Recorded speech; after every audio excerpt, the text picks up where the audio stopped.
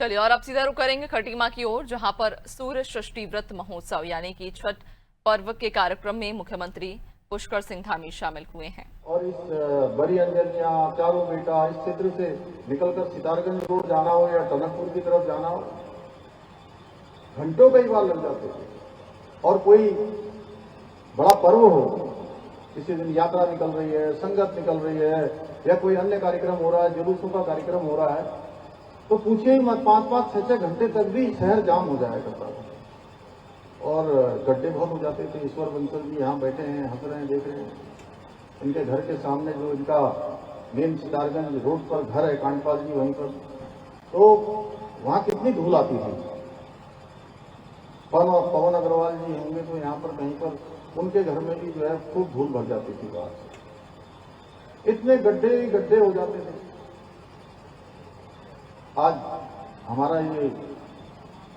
Main market के अंदर से जाने वाला टनकपुर की तरफ को रोड हो, सितारगंज की तरफ को जाने वाला रोड हो, पूरा पक्का हो गया है, हॉट मिक्स हो गया और कई सालों से जो है उसमें कोई गड्ढे नहीं हुए। और साथ ही साथ बाईपास, उसके बारे में लोग बोलते थे कि बाईपास बनना बहुत कठिन काम है, क्योंकि वहां पर जिस क्षेत्र से बाईपास होकर जाना था उसके मुआवजे को लेकर बहुत विवाद होता था। मुआवजा दिया नहीं जा सकता था, लेकिन मैं धन्य है हमारे खटीमा का ये लघु भारत, इन्होंने आपस में मिलकर इतना अच्छा इंतजाम किया कि सबको मुआवजा भी मिल गया, आपस में प्रेम संबंध जैसे थे वैसे बने रहे और बाईपास का निर्माण भी हो गया। आपके सामने शानदार बाईपास बन गया। इसके साथ ही नौसर पुल के निर्माण के साथ पूरे क्षेत्र में सड़कों का एक व्यापक नेटवर्क यहां पर बन गया है। यही नहीं भी हाल ही में हमारी सरकार ने खटीमा और टनकपुर के बीच में एक भव्य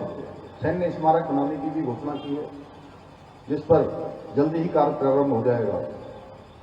इसके अतिरिक्त हमने जहां एक और राजकीय महाविद्यालय खटीमा में